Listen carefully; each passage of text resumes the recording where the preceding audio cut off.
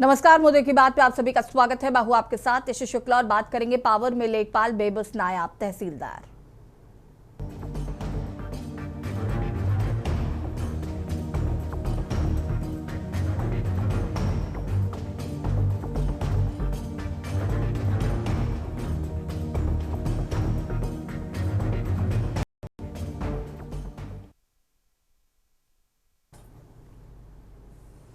आज बात तो उत्तर प्रदेश की, जहां जीरो टॉलरेंस का दावा किया जाता है, जहां भूमाफियाओं के खिलाफ बुलडोजर गरजता है। लेकिन आज जो खबर सामने आई उसे सुनकर आप हैरान भी होंगे, परेशान भी होंगे और शायद आपको इस सिस्टम पर हंसी भी आएगी। सोचिए, अगर किस राज्य में एक नायब तहसीलदार को अपनी ही जमीन बचाने के लिए, इंसाफ पाने के लिए आमरण अनशन पर बैठना पड़े, तो आप आम जनता के बिसात क्या समझेंगे? आम आदमी की औकात क्या रह जाती?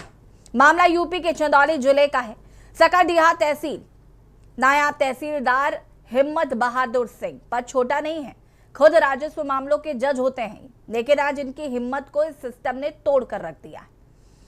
हिम्मत बहादुर जी की पोस्टिंग इस वक्त हमीरपुर में है। उन्होंने सकरडीहा के शेवखर कला गांव में एक जमीन की रजिस्ट्री कराई थी।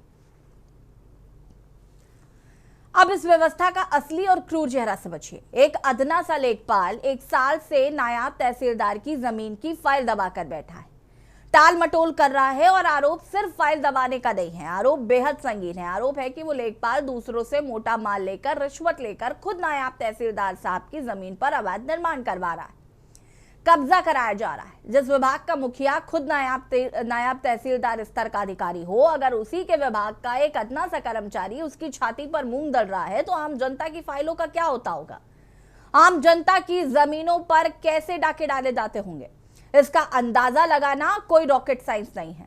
नायब तहसीलदार हिम्मत बहादुर सिंह चिल्ला रहे हैं, गुहार लगा रहे हैं कि मैं कोई आम आदमी नहीं, इसी सिस्टम का हिस्सा हूं, मेरी जमीन पर अवैध कब्जा हो रहा है। लेकिन कोई सुनने को तैयार नहीं है। एसडीएम साहब के पास गए तो क्या मिला? डाक के 3 पात, आश्वासन की घुट्टी पिला दी गई, रिपोर्ट आएगी फिर कार्रवाई होगी। 1 साल हो गए लेकिन अभी तक रिपोर्ट नहीं आई है। हद तो तब हो गई जब संपूर्ण समाधान दिवस, वही समाधान दिवस जहां पर बड़े बड़े वादे होते हैं कि मौके पर निपटारा होगा, उस समाधान दिवस में जिलाधिकारी और पुलिस कप्तान के सामने ये नायब तहसीलदार आमरण अनशन पर बैठ गए। लेकिन नतीजा आए, साहब सुना, देखा और चले गए। समाधान के नाम पर सन्नाटा हाथ लगा। ये वही हिम्मत बहादुर है जो इसी सकरडीहा तहसील में कभी संग्रह अमीन के पद पर रह चुके हैं, यानी कि वो इस इलाके के चप्पे चप्पे से वाकिफ हैं, अफसरों को जानते हैं। जब एक पूर्व अमीन और वर्तमान नायब तहसीलदार का ये हाल है, तो बलिया, चंदौली, गाजीपुर के किसी सुदूर गांव के एक गरीब किसान की जमीन पर अगर कोई दबंग कब्जा कर ले, तो वो बेचारा जाएगा कहां? क्या वो सीधे सूबे के मुख्यमंत्री के जनता दरबार में ही जाकर दम तोड़े? क्योंकि नीचे का सिस्टम तो सड़ चुका है, लकवाग्रस्त हो चुका है। आज सवाल है, आखिर उस लेखपाल पर किसका हाथ है जो एक नायब तहसीलदार से भी नहीं डर रहा है? चंदौली के डीएम और एसपी समाधान दिवस में सिर्फ फोटो खिंचवाने जाते हैं या सच में कोई समाधान होता है? और सबसे बड़ा सवाल, जब रक्षक ही भक्षक के सामने लाचार है, तो यूपी में कानून का राज आखिर है कहां? चर्चा आज इसी मुद्दे पर। हमने जमीन 25 लाख में शेवखर कला में मार्च 25 में लिखवाया था और उसमें निर्जुमला नंबर है, धारा 30(2) के तहत जुलाई में आवेदन डीएम साहब यहाँ किया था। वहाँ से पत्राव ले आके लेखपाल के यहाँ साल भर से पेंडिंग है। मौके पर निर्माण कार्य हो रहा है। किसका हो रहा है निर्माण? वो श्याम रथी पति रामराज भोजापुर, हाँ, वो करा रही हैं। और हमने कहा कि हमारा जमीन निकाल के निर्माण कर करिए, तो लेखपाल साहब कुछ कर ही नहीं रहे हैं। एसडीएम साहब से कहा कि सर निर्माण रोक देंगे, तो कहा कि लेखपाल रिपोर्ट लगा देंगे तो हम निर्माण रोकेंगे। अभी तक रुका नहीं। 16 तारीख को आवेदन दिया था। आरोप क्या है? हाँ, आपका आरोप क्या है? आरोप क्या है? हमारी जमीन हमारे में निर्माण हो रहा है, तो यही आरोप था। कोई अधिकारी सुनने को क्या? नहीं, कोई अधिकारी सुनता तो हमने जब आमरण अनशन के लिए दिया तो डीएम साहब ने क्यों मिले? हम आमरण अनशन वैसे हमारा कार्य होना चाहिए। आवेदन देते थे 10 दिन तक, 7 तारीख से हम आवेदन दे रहे हैं। 7 को दिए, फिर 14 को दिए, फिर 16 को दिए, फिर रोज दौड़ रहे हैं। कितने दिन हम यहाँ रहेंगे?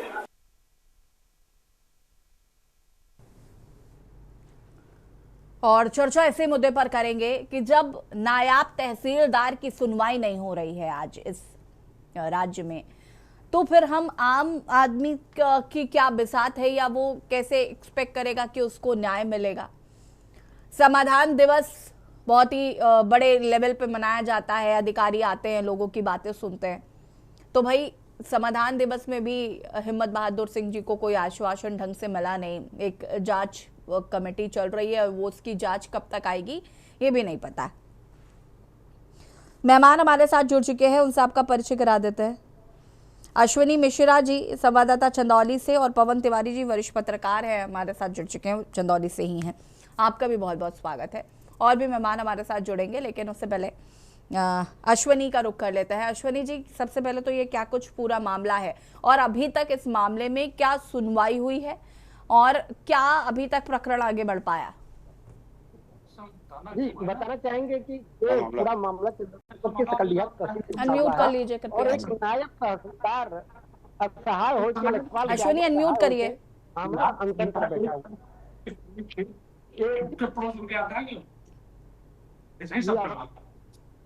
जी अश्विनी कंटिन्यू, बोलिए बोलिए। बताना चाहेंगे पूरा मामला चंदौली जनपद के सकलडिहा तहसील का है, जहां खुद एक नायब तहसीलदार लेखपाल के आगे असहाय होकर के आमरण अनशन पर बैठा हुआ है। सबसे बड़ी बात है कि जिले का संपूर्ण समाधान दिवस के आयोजन पर डीएम एसपी भी मौके पर आए थे, और वहां एक सरकारी कर्मचारी राजस्व विभाग का आमरण अनशन पर बैठा था। उसको ना आश्वासन मिला, ना उसके समस्याओं का समाधान हुआ। और डीएम साहब आए, और इस संबंध में जब पूछा गया कि नहीं क्या हुआ, तो वो जवाब भी नहीं दिए और चले गए। तो ये सबसे बड़ी बात है कि एक राजस्व मजिस्ट्रेट स्तर का राजस्व कर्मी जो है, अधिकारी है, वह अपने न्याय की मांग के लिए अपने विभागीय नीचे वाले कर्मचारी के खिलाफ धरने पर बैठा है, और उसकी सुनवाई नहीं हो रही है। सबसे बड़ी बात है कि आज के परिवेश में लेखपाल से लेकर के और उच्च अधिकारियों तक सब लोग एक पर्सनल सेक्रेटरी वसूली वाले रख लिए हैं। जब तक कोई उनकी बातें उनके सेक्रेटरी द्वारा वसूली की सिस्टम नहीं बनता है, तब तक किसी की सुनवाई नहीं होती। यही पूरा मामला है कि नायब तहसीलदार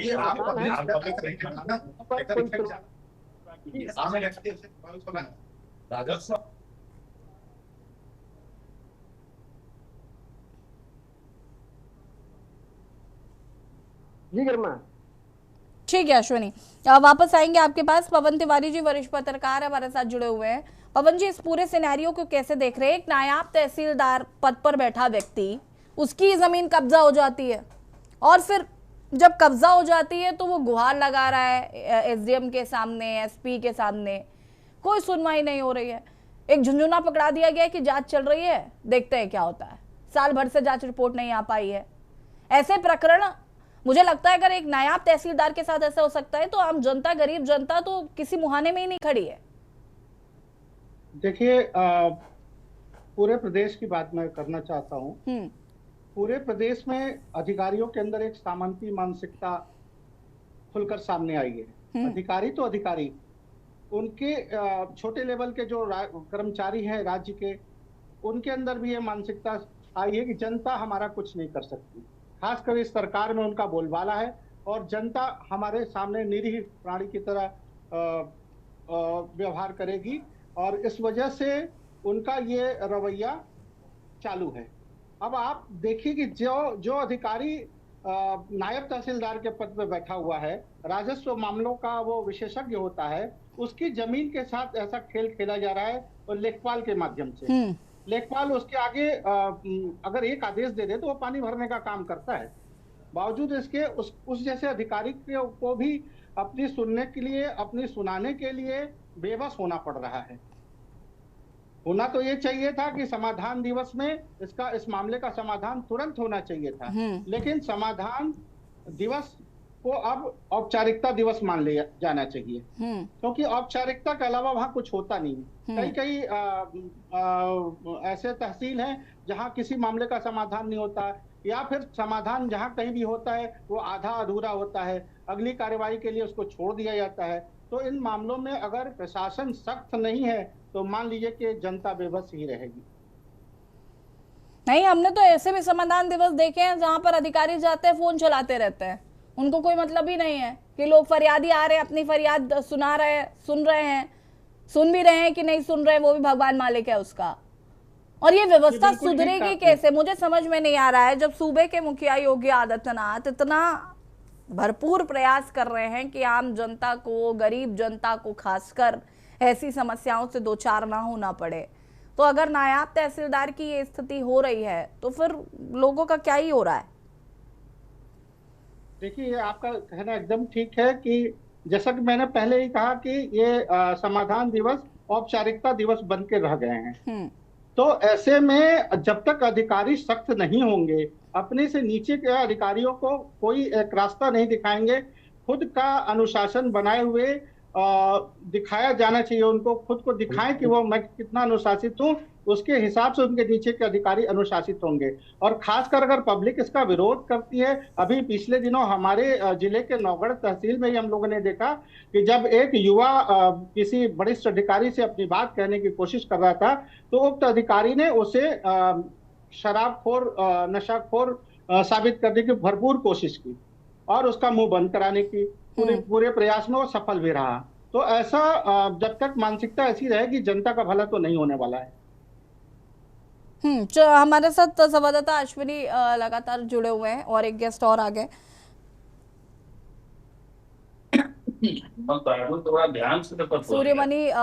सूर्यमुनि तिवारी जी हैं जो कि भाजपा नेता है। सूर्यमुनि जी, क्या हो रहा है जब हम देखते हैं कि लगातार सूबे के मुखिया काम कर रहे हैं इस पर कि किसी भी व्यक्ति को समस्या इस तरीके की नहीं होनी चाहिए, उसके बावजूद भी एक नायब तहसीलदार को दर-दर की ठोकरें खानी पड़ रही हैं, आमरण अनशन करना पड़ रहा है अधिकारियों के सामने?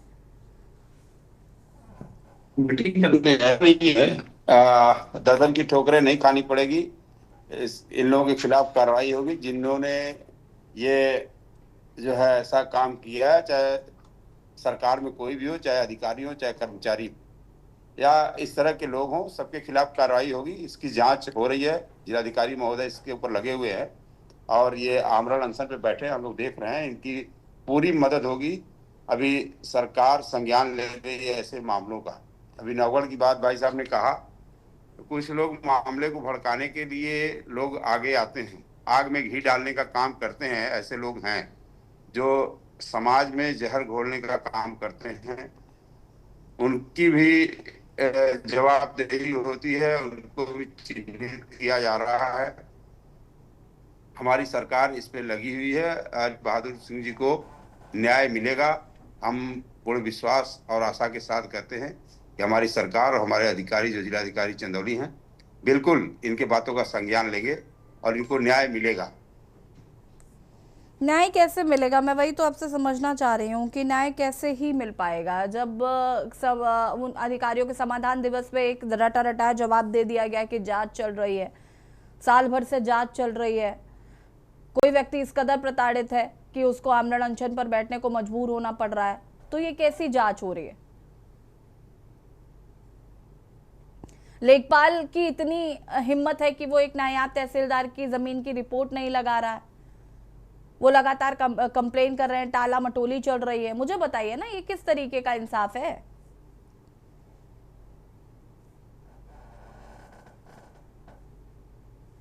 सूर्यमुनि जी, आवाज मिल रही है क्या?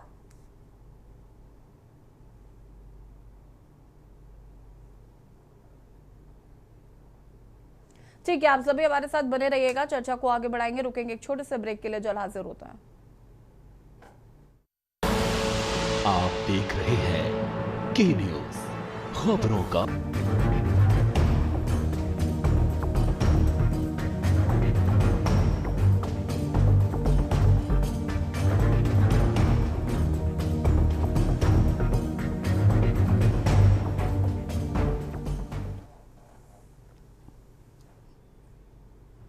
ब्रेक के बाद एक बार फिर से आप सभी का स्वागत है। चर्चा इसी मुद्दे पर कर रहे हैं। अश्विनी हमारे साथ जुड़े हुए हैं। अश्विनी, आपने क्या बहादुर सिंह जी से बात करने की कोशिश की है? उनका क्या कुछ कहना है इस पूरे प्रकरण पर?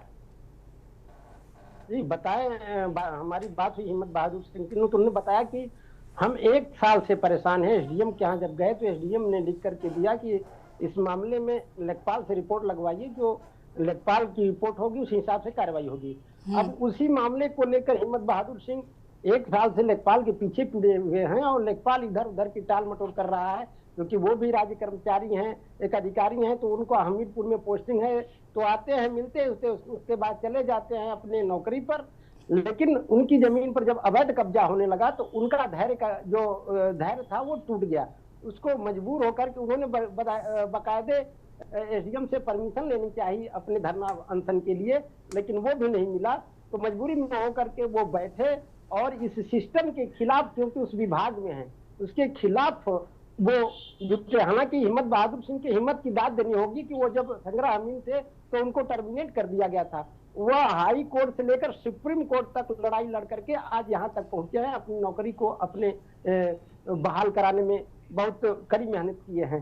तो इसी तरह ये अपने जमीन के लिए, न्याय के लिए वो लड़े हुए एक अधिकारी जो है वो न्याय की अपने विभाग से गुहार लगा रहा है, यह बड़ी बात है जी। ठीक है, वरिष्ठ पत्रकार जी हमारे साथ जुड़े हुए हैं। वरिष्ठ पत्रकार जी, इसको कैसे देख रहे हैं कि भाई वो लगातार टाला मटोली कर रहा है लेखपाल? एक लेखपाल की क्या इतनी हिम्मत हो सकती है? आपको लगता नहीं है कि किसी का संरक्षण निश्चित रूप से प्राप्त होगा? और लेखपाल के बारे में तो ये भी जानकारी है कि वो और लोगों की जमीनों पर कब्जा करवाने का काम भी करते हैं। आपका कहना सही है। लेखपाल एक ऐसा पद है जो बहुत बड़ा पद तो नहीं है, लेकिन उसके हाथ में कई अधिकार होते हैं। वो चाहे तो कागजातों में तमाम तरह के फेरबदल करके किसी को लाभ और किसी को नुकसान पहुंचा सकता है। और प्रायः अधिकारियों और नीचे के कर्मचारियों द्वारा ऐसा किया भी जाता है। अब इसके पीछे चाहे उनकी जो भी मंशा रही हो, लेकिन हिम्मत बहादुर सिंह की हिम्मत की मैं दाद देता हूं कि उन्हें नौकरी करने के दौरान इस तरह की कठिनाइयों का सामना करना पड़ा और डटकर सामना कर भी रहे हैं। बावजूद इसके मैं उनको ये कहना भी चाहूंगा कि जो हाल आपके साथ हुआ है, आप एक अधिकारी हैं, वही हाल पूरी जनता का है। गरीब निरीह जनता इस तरह परेशान होती हो सकता है कि आपके कलम के अधिकार क्षेत्र में जो चीजें हो वो भी उससे न्याय न मिल पाया हो वहां की जनता को। तो आप इस मामले से जरूर सीख लीजिएगा और आप जहां पे भी तैनात हैं वहां जाकर जनता को न्याय देने की और उसके कोशिशों को सफल करने की पूरी मंशा आपके अंदर होनी चाहिए, मैं यही कहना चाहूंगा। बिल्कुल अश्विनी, अगर हम इस पूरे मामले के प्रकरण की बात करें तो अभी फिलहाल उस पर क्या अपडेट है?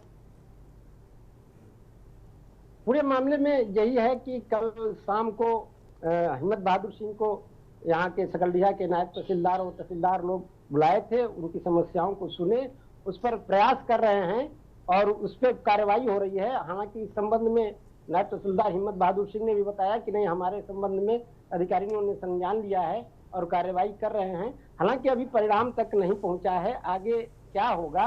कल समाधान दिवस था, खबर चलने का असर रहा कि उनकी बातों को सुना गया और सबसे बड़ी बात यह रही कि जिलाधिकारी महोदय आए, चाहे होते तो मौके पर ही तत्काल लेखपाल को बुलाकर पैमाइश करा करके दूध का दूध, पानी का पानी 10 मिनट के अंदर हो गया होता। लेकिन इस चीज को इतना गंभीरता से नहीं लिया गया, जो कि जिले के सबसे बड़े अधिकारी पूरे जिले को गवर्न करते हैं और उनके राजस्व विभाग से जुड़ा हुआ मामला है। एक उनके विभाग का दूसरे जनपद से अधिकारी का जुड़ा हुआ मामला है।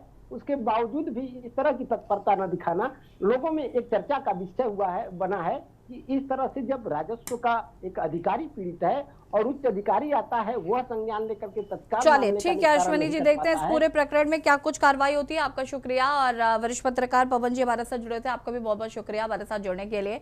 और बात कर रहे थे पावर में लेखपाल, जिस तरीके से नायब तहसीलदार की बात नहीं सुनी जा रही है, उसको आमरण अनशन पर बैठना पड़ रहा है, साथ ही साथ उसकी जमीन पर कब्जा किया गया है, लेखपाल रिपोर्ट नहीं सबमिट कर रहा है। हालांकि कहा गया है कि जांच कर कार्रवाई की जाएगी। अब इस मामले में कार्रवाई कब होती है देखना होगा। सीधे आपको ले चलते हैं देहरादून, जहां पर मुख्यमंत्री पुष्कर सिंह धामी क्या कुछ कह रहे हैं, सुनना था। अभिभावकों के लिए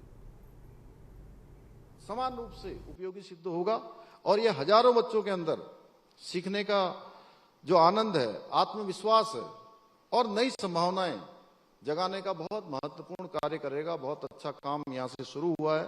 ये हम सब मिलकर ऐसा उत्तराखंड बनाने का विकल्प रही संकल्प लें जहां बच्चों को अच्छी शिक्षा मिले, गुणवत्तापूर्ण शिक्षा मिले, हर प्रतिभा को अवसर मिले, कोई भी बच्चा केवल परिस्थितियों के कारण अपने सपनों से वंचित न रह पाए, उसको भी आगे आने का हर अवसर हम सब उपलब्ध कराने का, उसमें हम भी अपना योगदान दें। इन्हीं शब्दों के साथ एक बार फिर से मैं अनीता जी को और उनकी पूरी टीम को, साई नवी लर्निंग को की पूरी टीम को हार्दिक बधाई देते हुए मैं अपनी बात को समाप्त करता हूं। धन्यवाद।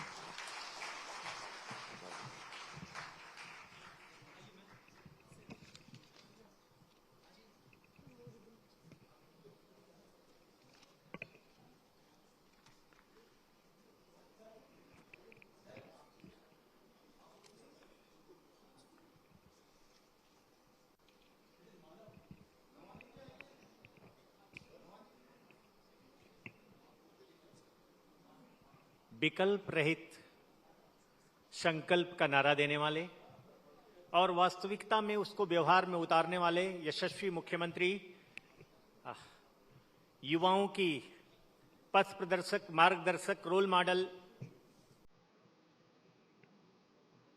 पुष्कर सिंह धामी जी से विनम्र निवेदन है कि वो साइन अवी पब्लिकेशंस की बुक है जो ऑटिज्म से प्रभावित बच्चों के लिए हैं, जो मल्टी डिसिप्लिनरी एरियाज को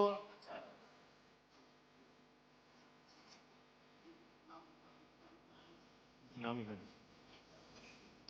अच्छा नाम ये नाम यही है, एक मिनट नाम नहीं नाम यहाँ है।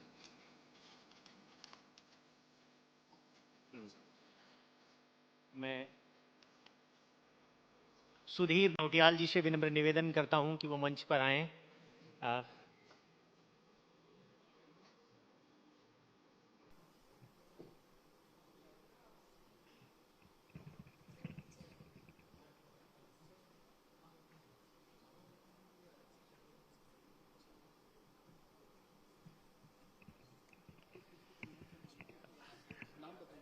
मैं